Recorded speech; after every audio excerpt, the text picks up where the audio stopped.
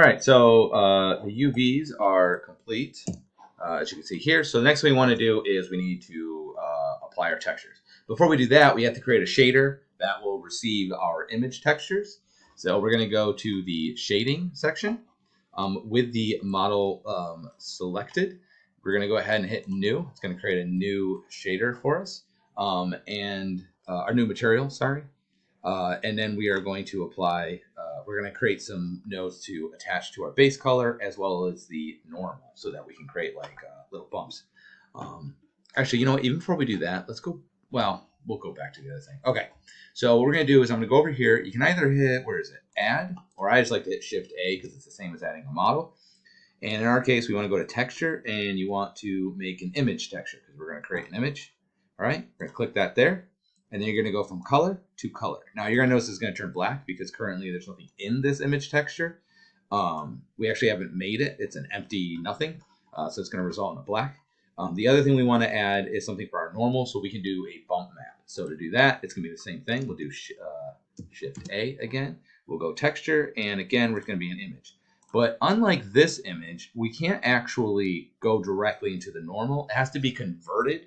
So we have to add a different node. So we'll hit Shift A again, and this time it's going to be vector, and you're going to choose bump. We're going to do bump mapping. Obviously, normal mapping is a little bit better, or even displacement, but we're just going to do bump.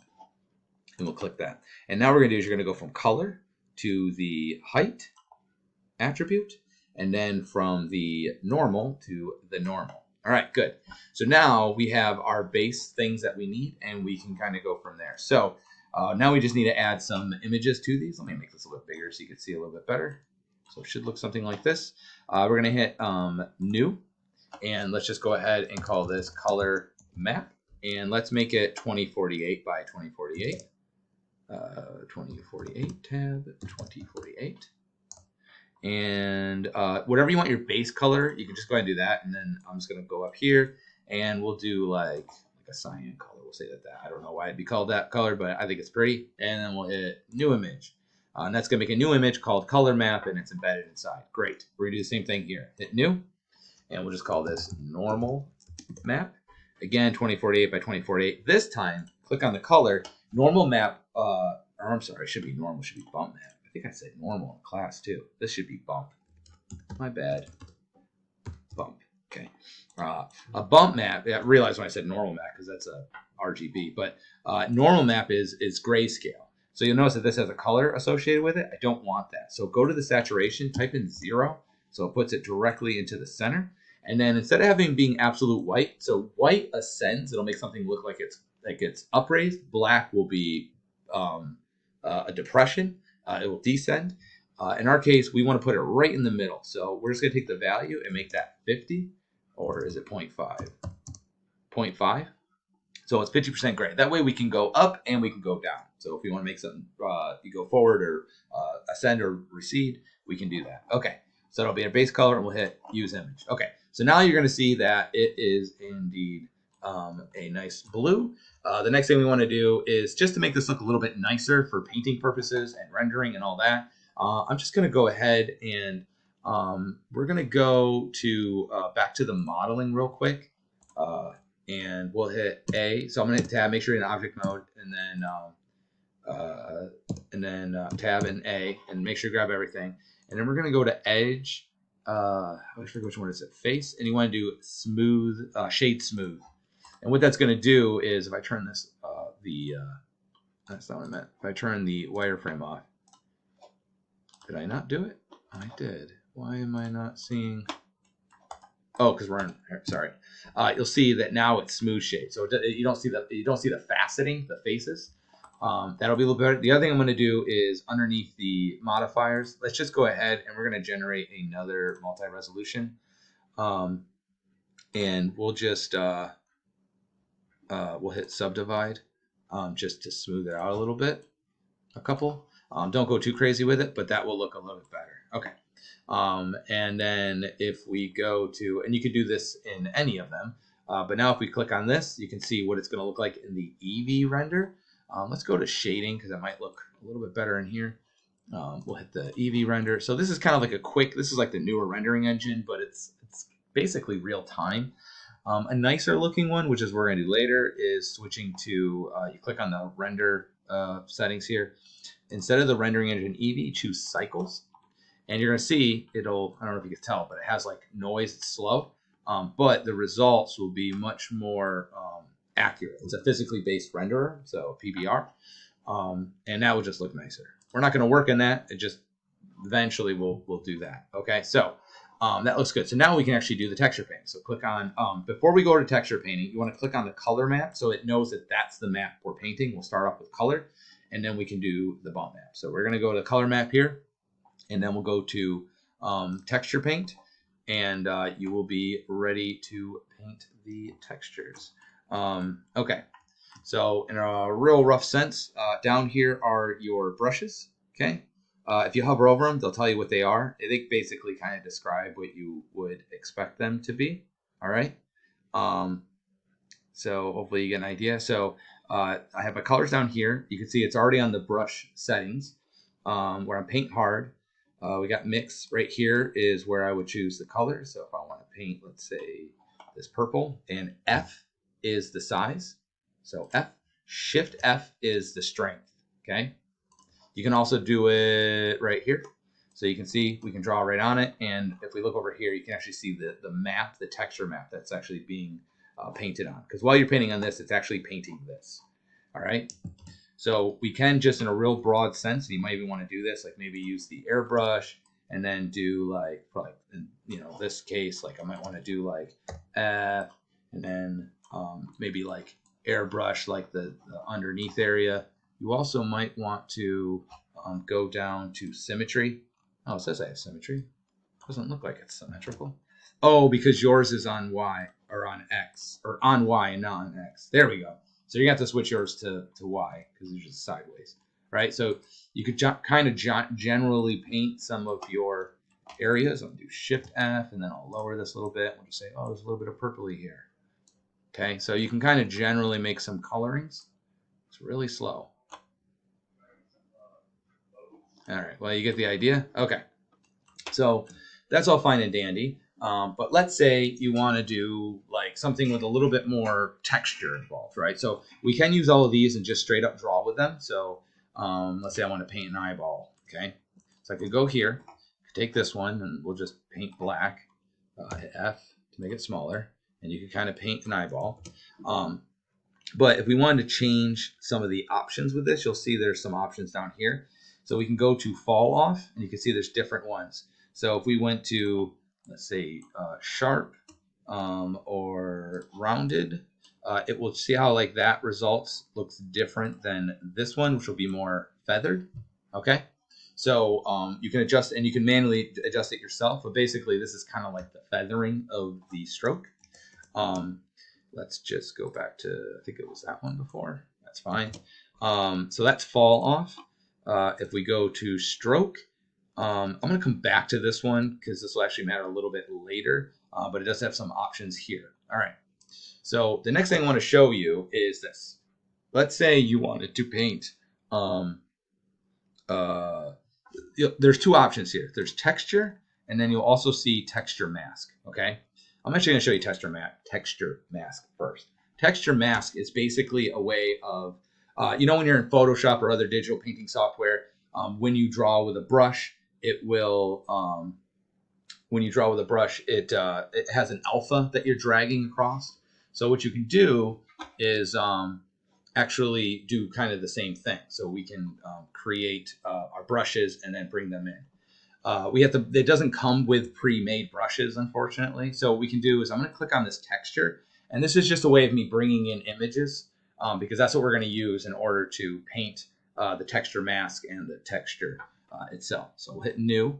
That's going to create a new texture. And then we'll hit open. And then you need to basically find some images. So I have this skin pattern that I had found. I just went on the internet and it looks like this. Okay, so this will be my brush. I'm going to go ahead and add another one. Let's rename this one. We'll call this like skin small wrinkles. Okay, that will be the name of the texture. I'm going to click on this to make a second one. That just basically duplicates the first one. And we'll call this, I don't remember what my other one was. So we're going to go ahead and hit the folder this time to assign a different image to it. And I'm going to choose this other one. So you would just go online, find pictures. They have to be like JPEG, PNG. It won't, I don't believe it'll take WebP. So just find pictures that you think would work. So I have this one here, and I'm just going to call this skin texture color. Okay. So basically I have two, and if I hit this little thing here, you'll see I have skin wrinkles and I have the skin texture. Okay, so those are just two images. So you would want to bring in all your brushes and whatever you're going to paint with into this. So I would just grab a whole bunch, whatever you feel like is good for you, and then you're going to bring them in there. Okay, so let's go back now to the brush itself. And then, so we have texture and texture mask. Let's do texture actually first. So I have this one selected, but you can click on it and you can choose whatever ones that you have. So I'm going to choose this one. What you want to do is this. I'm going to bring this up. We'll say like here. Okay. When I go to brush this, okay, I'm going to hold, is it Shift X? Yeah, Shift X and click so that it makes blue my color. You can't color pick in here, which is annoying. You can only do it over here. So there it goes. All right. So I'm going to get that blue. Now what's going to happen is when I go to paint this, I'll make this a little bit bigger. You're going to see it's going to be tinted that color. If I want it to be absolutely that color, you want to make it completely white. So we'd go white and make it completely white, and then you'll see it will be that color itself. Okay? So it's up to you how you want to approach that. Now what you're going to notice is it's sort of just dragging the picture around, and it's almost looks smeared and it doesn't look that good. So things we can do to change this is the way that it's being applied. So you'll see there's a couple different options here. So there's view plane, tilted, I'm not sure what that, or tiled. Basically what that's going to do is as it goes, it just, so you can kind of see a line here. It's going to act like it's a tile that goes on and on. So you'll see seams, generally speaking. There's also 3D, which is kind of the same thing, but it generally results in less seams. So there you go. So you can kind of see it did that. Random and stencil. And stencil, when I have it up here, you can look down here, it'll give you the settings. So you can see it says image paint, stencil brush control. So I just right click and drag, and I can move that around. And then when I brush, I'm drawing through it. That's the idea. Okay, so that's stencil. See that? So that's what it'll do. Let's undo that, and I'm going to switch it back to view plane. So one of the problems I have with this, let's make this smaller, is that when we go to brush it, and you can change the rotate, you're going to notice, let me make it even smaller. When I go to draw, it doesn't rotate. You can't really tell. Hang on, let me make it bigger. It doesn't rotate in the direction that I'm drawing. It's just moving it with it in a very flat way. If you want it to rotate with your stroke, you want to choose rake. It might be more obvious with this one. Let me show you. So I will do not rake. So if you look, notice that when I go down, it always stays straight up and down. It's kind of lame. If you choose rake, it's going to rotate. Hopefully you can see it rotates in the direction you're drawing. So for some of them, it makes a lot of sense to use rake. Other ones, maybe not. It's kind of up to you what you think is going to make sense. There's also random, which will randomize the stroke. That could be super useful. The other thing that might be helpful, so let's click back on this guy, is that if you look, see how it's kind of just drawing over top of itself, which isn't really great. So what I want to do is go down to the stroke, and right now it's doing it by spacing. So there's other ones too. So if you look, you could try these other ones out, like drag dot is kind of fun. You click, and then you can drag it around, and when you let go, that's where it is. So if there's like a specific thing you're trying to like just put one of, that's how you could do it. If you're trying to like stamp something, I'm going to put it back on space. But what you want to do is change the spacing here. Because right now it's only 10%, which means it's drawing over top of itself as we're dragging. But if I make it 50%, roughly, you're going to see it's going to go boop, and then it's going to space out as I'm dragging. And that way I don't get it drawing over top of itself, if that makes sense. Okay, unless I draw over top of it. So that's super helpful if you're trying not to get it to just drag a line across and you want it to like just repeat almost, like stamp every so often. You want to adjust the spacing. There's some other options here like the jitter stuff, which is similar to Photoshop brushes, but you might find some of these useful. And there's also these like offsets and other options. Okay, so that is the texture. All right, let me show you. There's also stabilized stroke, which you might like. Basically what it's going to do, it's almost like it's dragging a car behind it. Wow, it's really long. Hang on. Let's make it a lot less pixels. Okay.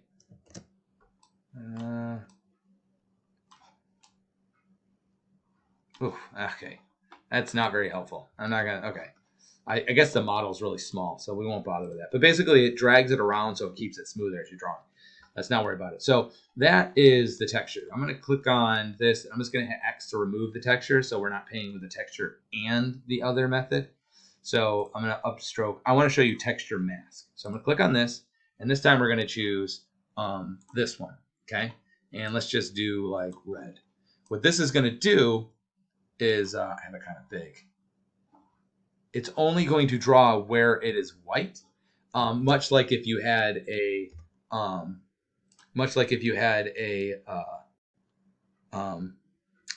you know, like a Photoshop or other texture or other brush tip. Okay, so that's the idea, and you put your own color in. So that's what the texture mask is. It has kind of the same options for the most part, and so you could use those both if you'd like in order to try to get the look that you're after. All right, so that's to do the color map, and you want to use a combination of those things in order to get a feel for it. What I would say is just make this kind of your sacrificial lamb. Just try things out, even if it doesn't turn out great. I just want you to try it because the next thing we're going to be working on is our project, and I want you to figure it out on this, and then you can do a better job on that. So the other thing to do is the normal map. So this is where it gets kind of fun. So I want you to go back to shading and click on the bump map. We're not doing normal maps. Bump map. Then go back to texture painting. So now it knows we're painting that. Okay. Now this one, I'm going to click on this and make my saturation 0 because it's just black and white. So this is only black and white. You don't have to worry about color. What this is going to do is it will fake up raised areas and down raised areas. Now you'll notice we can't see it here, and that's because I'm in just like the flat shaded or viewport shading. If I switch to this shade, I can see it. So you have to make sure you're in this one, which is like the textured shading. Okay. Now notice when it's white, it looks like it's upraised. And when it's black, it'll look like it's depressed. Okay. Let's make this a little bit bigger. So you can get kind of a cool, like scratched look. And if you have like really cool looking things, you can even do it with images. You can see it'll add basically the texture. Let me make this bigger so you get a better look at it.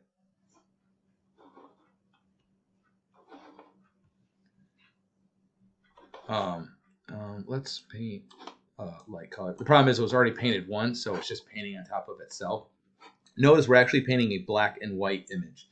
So black recedes, white ascends. All right. And what that does is it basically fakes a sort of bumpiness. Now our image isn't very large, so it's not like looking super great, but hopefully you get the idea of what that does. And I would suggest, you could do generally like a scaly texture or something on a lot of it. And then in some areas, such as you see here, like underneath, I would use, and you can use the texture if you want as well. I would use this. I would use rake. Let's make this a little bit smaller. And then we want to go dark. And then I need to rotate this a little bit. Where's the rotate? Right here. Angle. Yeah, that's a little bit better. Let's make this a little bit smaller yet. Just hold shift to smooth it. Well, it's not really smoothing. Where's the smooth? Is it? Blur? Blur will work. Maybe blur it out a little bit. Oh, that looks terrible. But you get the idea. Okay. So you can utilize those various things in order to basically create a sort of textured model. Okay. And then the next video, one last video, I'm just going to show you how to render out your results.